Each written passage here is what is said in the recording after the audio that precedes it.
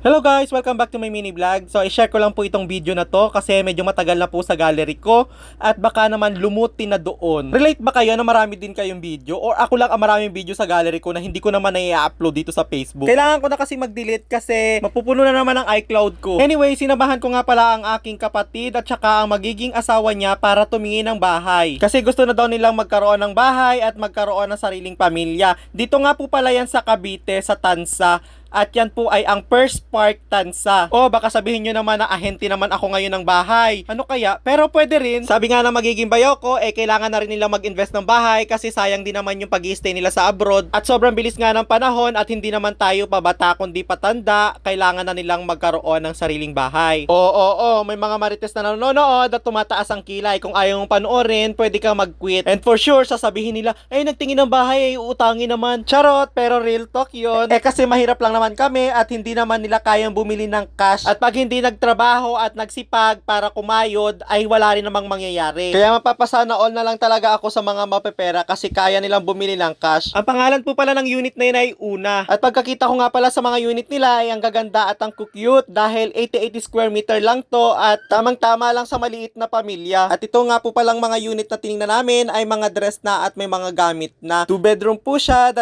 CR, isa sa baba at sa itaas, mayroon din salas at dining area. Nagagandahan po pala ako sa unit na to kahit maliit lang siya maganda naman yung design. At pag-akyat nga po pala ng hagdan makikita agad ang CR. Maliit lang po yung CR niya, ayan po at may shower na din po siya. Tamang-tama po yan kapag nasi-CR ka sa gabi ay hindi mo na kailangan bumaba para mag-CR dahil meron na dito sa taas. At ito ang kagandahan po dito, may kasama siyang maliit na office na pwedeng gawing study room or kung meron kang business at office work, pwede pong gawin dyan. Ayan po at napaka-minimalist ng design na napakaganda pa niya. Ayan, napakaliit lang pero cute. At sa kabilang side lang po ay konting lakad lang, makikita na po ang isang room na pwedeng gawing guest room. Lalong-lalo lang kapag may okasyon ay hindi magwo-worry sa matutulugan. Dahil uso sa ating mga Pilipino, kapag may maokasyon ay nakikitulog talaga kapag hindi na kayang umuwi at gabi na. At sa kabilang side naman po, konting lakad lang sa tapat ng study room ay makikita po ang kanilang master bedroom. So ayan po, magandang-maganda ang kanilang master bedroom. Hindi po siya ganong kalaki pero nagagandahan po ako dahil ang cute-cute po niya. Ang cute ng design. So ayan po. Iniisip ko tuloy na kapag ito ang kinuha nila ay mapapasana all na lang talaga ako. Syempre, makikitulog na lang muna ako.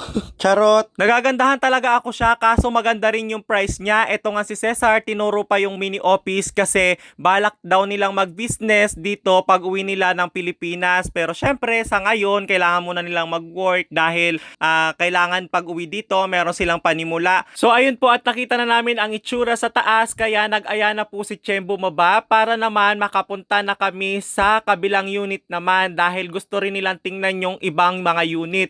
Medyo mahal nga lang po pala yung mga unit nila dito pero napakaganda, sulit po, hindi po kayo magsisisi. Mukha naman din siyang matibay. At ito nga si Che ay bumalik pa doon sa may dining area dahil nakyutan daw talaga siya doon sa dining area. So ayun po at lumabas na kami dahil excited na kaming makita yung susunod na unit na bibisitahin namin. Wait po sa part 2. Bye bye!